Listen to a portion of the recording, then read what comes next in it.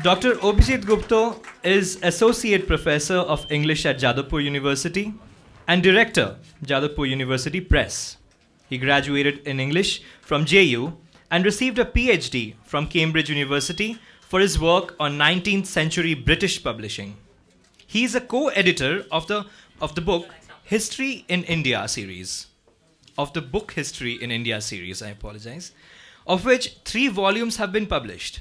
He was associate editor for the South Asia. All right. Well, Dr. Gupta, if you please, we would love it if you could say something about Tantrics of Old. Right. Hi, everyone. I've been here for several events before this, but this is quite unique, the way in which this small space has been completely modified to create this wonderful display for you, a shadow play, likes of which very few of us have seen before. But it also reminds us that shadowgraphy and telling of stories through shadows is as old as storytelling itself.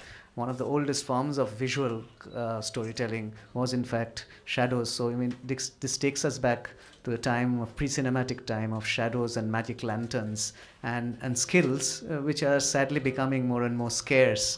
And I think the team Fourth Bell, which put together this wonderful performance, deserves a big round of applause and appreciation. And as you saw, they were performing a particular story from the novel itself, Tantrics of Old. This is a story within a story. There are many stories nested within the main story. So you have one storyline, but there are other legends and myths and so on and forth. And the word myth is particularly resonant in this novel because when we think of myth, we think of a kind of story which is somehow unchanging and static. You think of mythology as something which is inherited as a common inheritance, a kind of collective memory, but also myth can be modified, myth can be changed, myth can be retold, it can be handled in many new ways. And here this has been done in more ways than one. For instance, there is old and new storytelling, but there is also an organization called Myth, MYTH, which I'm not giving away too much of the story, am I? Which rules a divided city, Kolkata, the old Kolkata and new Kolkata, completely unfamiliar territory for us. And one thing which Krishnarjun does very well in this novel, and what we all look forward to in novels of fantasy, is to defamiliarize what is familiar to us. So, for instance, there is a train journey from early in the novel from New Kolkata to Old Kolkata. This is the other way around. New to old, which I think after you read that, you will never look at the metro or ride the metro without a slight shiver or looking up. But honestly, this is a story about. It's high fantasy in many ways. There are various taxonomies of fantasy. We think of a larger genre called SFF, or science fiction and fantasy, which is a publishing term. But in Indian writing in English, science fiction and fantasy is a more recent arrival. Of course, we know that in other Indian languages, in vernaculars, there's been a very rich tradition of fantasy writing, fairy tales, and so on and forth. But if you look at Indian writing in English, SFF is more or less a 21st century phenomena. Not always, but more or less. And we find that it's only in the last 7 or 8 years that works of fantasy, writers of fantasy, Samit Basu, for instance, springs to mind. This is beginning to become a new and viable genre. And it's very interesting that this new publishing house, Fingerprint, has taken so much care and lavished so much attention on this book. And this book is remarkable not only for the story that it tells, but also for the marvelous artwork which accompanies it at every step. One of the things, I think, because Krishnarjun is from a school of design, one of the things which he has been very mindful about are this paraphernalia. So there's a map of Kolkata, which again, if you see it on Facebook, for instance, you can see a larger version of it. You can see, and all this is done by what, Dipankar? Is he here? No, he's not here. So for the wonderful cover design with a collapsing Howrah Bridge that you can see behind, and all the various trailers, posters, which have been designed around this work, shows a great deal of attention to detail, a great enthusiasm for a completely new, something new which is being created. You can see the excitement which they have which is palpable in the making of the book and in all these events lovingly curated by all members who have been associated with this event. One of the other things which really struck me about the book, and that here, this is a very personal note, is that Jadavpur University plays quite an important role in it. There's an old JU and there's a new JU. There's a department of demonology. I wish I had a department. We had such a department. And it was, again, but it has also been rendered completely unfamiliar and scary and eerie. And this is the kind of JU which, again, is the dark obverse of the JU that I go to every day and I work in. And again, I'm going to walk the paths of JU, especially at night, with slightly more looking out for these locked vaults and classrooms in which secret books and so on and forth can be found. So this is a story about a quest, about a magician, about demons, about angels. There's a rich cast of characters. All kinds of adventures befall them. It's a long book, so you should read it with some time on your hands, savor it, and enjoy the ride. I think I would now ask you, Krishnarjun, perhaps to, I've been sort of talking about. I've reached halfway through the book, so I still don't know what comes at the end. And so, what do you then? So we are safe from spoilers. I can't give you a spoiler. Hi, thank you so much for coming. About Tantrics of Old, well, it's pretty old. It took me like 2 years to look forward to this day. Finally, give me a second. I'm really overwhelmed here. No, maybe I could make it easier for you. So, when did you think of writing this story? I mean, how long did it take? Yeah, that's how it goes. That will really help. Okay, so I always had a kind of. We'll have to do this. Yeah. I always had a very deep and rather unhealthy fascination with the supernatural, and that coupled with my age-old habit of telling stories and liking the form of the story and the storyteller, the communication of a tale, however old, however ancient, something that might just be dead unless someone remembers it. Hence the shadow play, hence the whole feel and the look of the book. Shadow theatre is really dying out, and it was an honor, an absolute honor to work with Fourth Bell on this and coordinate everything together. A lot of hard work went into it, and thank you guys, love you. And go on. In the last page of the book, you'll find that he lists several literary figures who are his inspiration. I'm quite intrigued by one or two of them because, okay, think of Tolkien, but Lovecraft, so and Ursula Le Guin, and I'm particularly pleased about Ursula Le Guin because she's someone we very often forget that there was a school of magic in Earthsea much before Hogwarts. Unseen University of Terry Pratchett in this world. But Lovecraft was, of course, the great hierophant of everything dark and nasty and absolutely skin-crawlingly scary. So how can you take us a bit through these readings, these early inspirations of yours? Well, I've been reading fantasy for a long time, and it's mostly been introduced to me by people who think I should tell more stories. And they've always sort of inspired me to do this. So, so out of my love for everything old and angling towards the supernatural, I think of a Kolkata which is not really the Kolkata you see, which is not really the Kolkata you're comfortable with. The streets are broken, the buildings are old, shadows whisper, demons crawl. You might want to watch out if you want to live in old Kolkata. On the other hand, new Kolkata seems like a really nice place. There's this perfect government called Myth, and the walls are really high. Everything is white, even coffee house is air conditioned. So everything is run in immaculate, perfect order. And not all is as it seems, but that is for the protagonist to find out, I guess. He's called Audrey Shane. He's a banished tantric, banished from this so-called government. And this is about his journey, his return to old Kolkata, this post-apocalyptic or perhaps pre-apocalyptic, you'll have to read it to find out, Kolkata. And And it, in a sense, it symbolizes my journey. I was born here in Kolkata, and then I moved away to Ranchi, and since then I've always been in a deep, deep, deep, deep love with the city. And in a sense, it's my coming back with a book about the city, where every line you can probably feel what I feel. You can feel my heart bleed for this city. In every chapter, the descriptions, the heroes have actually walked in Park Street outside Oxford Bookstore. So, yeah, there's a part. Yeah, I've just reached the part there talking about going to the cemetery, the Park Street Cemetery. I think the cemetery. So, I think I think this is you think of fantasy and you think of imaginary places, but this may very well be the first instance of a full-fledged fantasy novel which is set in Calcutta. Calcutta is, of course, has always been a great locale for the realistic novel, for various kinds of post-colonial explorations of the way we live now.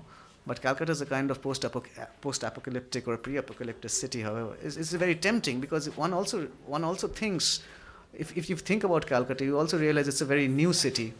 If you think of cities all around the world, Calcutta is not more than 300 years old. In the list of cities, it is a very new city. At the same time, it bears an intolerable burden of history upon its shoulders, and as a result, it is the kind of city that it has become. So I was just wondering about that, because you speak of you grew up. You did not quite grow up. You were born here, but you went away repeatedly to Ranchi, to Ahmedabad, and so on and forth. So did you ever think of any other place to write on, or was it always Calcutta which would be your location for your first novel? Perhaps it's something to do with the whole supernatural aspect of it. The age, when I named it Tantrics of Old, there is no other city in this country that can. But there's also a bit where you talk about the governments of Ahmedabad and The warlocks of Western Ahmedabad. Warlocks of Western Ahmedabad. Those who make the sunset. The moon faces of something or the other. Sorry. So Yeah. the frozen sea of Bombay. Right? The sea lords of frozen Bombay. See, I've read the book. So. And the faces of moonless Delhi. So there are stories there as well, right? I mean, Yeah, that's in the sequel, so you'll have to okay, wait. so right. Okay. It does have a sequel. This is part one of a duology called the Tantrics duology. So there's the beginning of the end and the end of the beginning, and expect Horsemen of Old to be written sometime. And yes, the complete story will be wrapped up in the second book. So how much time? So you said you worked for 2 years. Many drafts or not? I mean, how did the story get put together? How did you work with the publisher? Do you want to talk about that a bit? Okay. Fingerprint's been great. They've been like really supportive, and they kind of gave me a shot before anyone else. So I really appreciate that, and they've done a fantastic job with the book cover and everything, and everything else. So thank you, Fingerprint. Yeah, it was really tough. You're writing something you don't really know. See, I've written stuff before, but this is like, when I was writing this, I wanted this to get published. I was writing for an audience, not specifically for myself. It needed more character development. It just needed more. I needed to give the reader catharsis at the end. Otherwise, it won't really work out for me. There were lots of, actually, we can't get into all the trials that I faced, but more or less the idea is that I was rejected by every single literary agent in India. And afterwards, I decided, what the hell, I'll just pitch it to the first publisher who I see, and I pitched it to a lot of publishers, and then Fingerprint got back to me first. And I really appreciate that, because I was waiting for a long time. And then another year went away, just editing it, working on it, cutting it up, putting it back together, and it was a very, very long process. One of the things you mentioned is that you're a passionate game reviewer.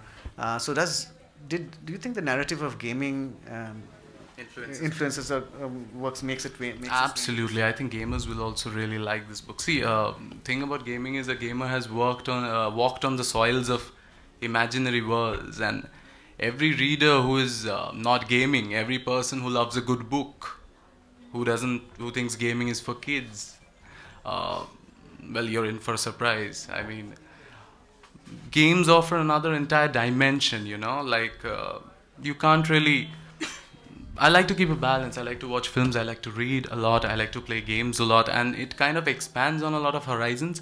Some things you can't touch with something. Some things a book can't do. Some things a game can't do, and then you try to express, and however you express in celluloid, you express in paint, you express in writing ink. But in the end, it's your expression. It's in my case, it's always a story. So yeah.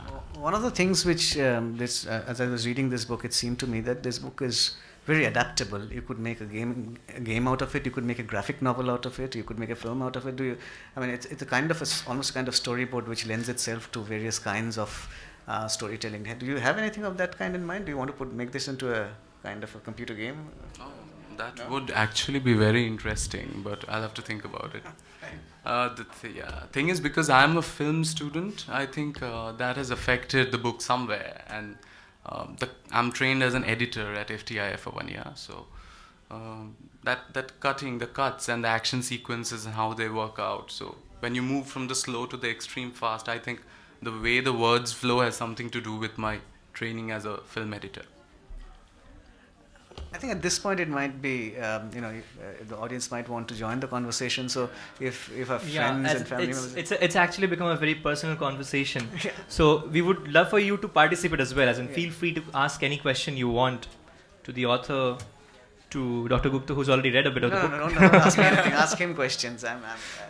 So yeah, please, if you have anything, of course it's difficult to ask questions unless you've read the book, but still, I mean, anything at all. Yeah, like for people who don't know Krishnarjun, he has graduated from NID, from the film and video department, and from FTIA as a TV editor, in TV editing. And more important than that, he has been a very close friend of mine for 7 years. And for all those 7 years, he has been spinning stories out of the friends that we have made.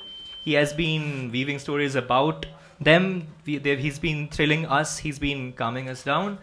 And now there's a story immortalized in 500 pages. So please flip through the book. But Krishnarjun is also here to talk about the book and your curiosities about what it might be. There's something that I personally wanted to ask also. Which I have been wondering. I knew he was writing the book 2.5 years ago. And I mean, if you would talk about the struggle in the beginning rather than the struggle at the end, it would probably be more fun. As in, what did you go through when you started writing the book? This specific story. That's like, I don't know, that's something anyone who's ever written will go through. Like,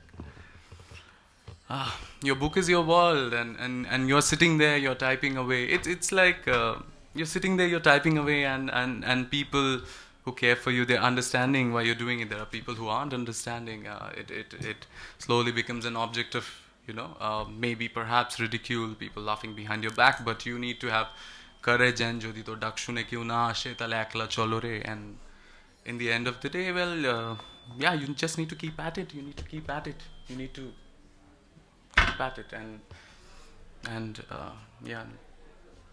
I'm seeing Tintinda reading my fully published book, and it's very overwhelming. It's nice. Again, somehow I've got a JU episode where the demonology wing, etc. Writing is a lonely enterprise, and that's why writers are such solitary creatures, and they don't make too many friends. You need old friends to stand by you, and it's great that there is you have a supporting cast, as it were, of friends. I was reading the acknowledgements, yes, but it's for you, audience. Yes, there's somebody else, someone at the back, please, sir. Have you experienced something supernatural in your past before? I mean, why such fascination for supernatural? Yes. And another thing, do you plan to write something about life after death? There's actually a lot about life after death in my book, because the very essence of the tantric in my book is that he's a man who can talk to the dead. He's a man who can bring them back, the spirits. So, like it says in the back, tantrics, necromancers, exorcists, talkers to the dead, summoners of demons. An ancient art, a select few, the only ones in the land allowed by law to inscribe upon themselves the magical tattoos of the profession. So yeah, the whole thing about tantrics is that yeah, they connect to the dead. So there is a lot in life after death. You'll have to read more to find out, but basically you can read between the lines and somehow discover my personal views on life after death hidden in the book. Apart from that, yes, I have, I think, experienced something a little weird, which could be supernatural, or it could be a trick of something or the other, but that's, I think, a story for another day. The dragon part I know would be fiction, but the part of the tantric and looking into the past and little bit of communion with spirit, all that, is that complete fiction, or is that based on some reality? Have you had some experience of that? See, every legend has a small grain of truth. So everything that you read in this book is based on something or the other that someone saw, someone imagined, whispered, talked about, transferred, heard, written, recorded. These things are very subtle, and you never know where you catch it from. It's like just there in the grapevine, and it's the storyteller who actually catches it all and brings it together and forms something. So it is fiction, but you will find similarities and dissimilarities. Like there is a Howrah Bridge, but it's broken. It's on the cover. You can't look close, but you'll see it. Sir, you research about tantric. No, it's not based on real tantrics actually. I have reinvented the tantric in the sense. Yes, I have done my research, but it's not about the chakras. That's not how the tantrics derive my power. Here I have created a different kind of warrior, a different kind of protagonist, a different class, which is very difficult to define. The government of myth is run by tantrics, and people are so afraid of magic that they've handed the government over, power over, to the only people who think they understand magic. And that's how the government works. And the people live happily. The economy is in great shape. They're not really afraid. It's not an oppressive regime. But the government is the only one, they have the only people who are allowed by law to use magic. So The story itself. During the research, did you learn any black magic? So the question is, did he learn any black magic during his research? Did you? How to talk with a dead person?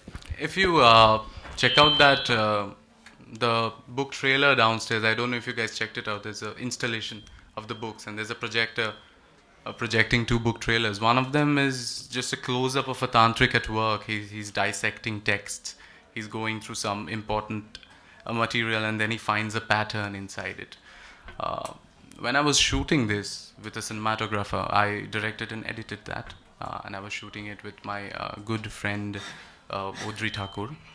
And when I was shooting it in my garage at night, the neighbor thought I was indeed doing planchette, because there were like 200 candles alight, and the shoot was actually being done with real candlelight.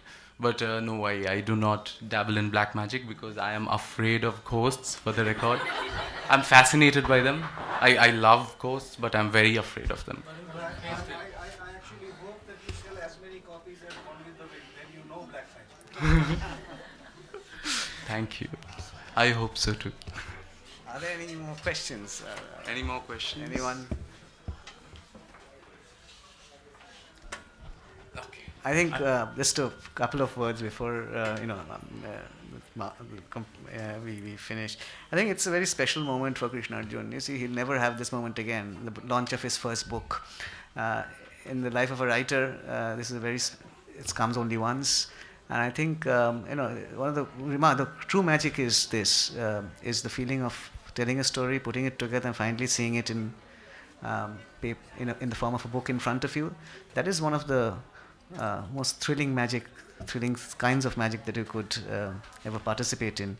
And I really feel that this moment, I think, is something which he will savor, and something which he will probably look back later with amusement or fondness. But let us Give him a very, very big hand. Krishnarjun, this is your moment. Well done.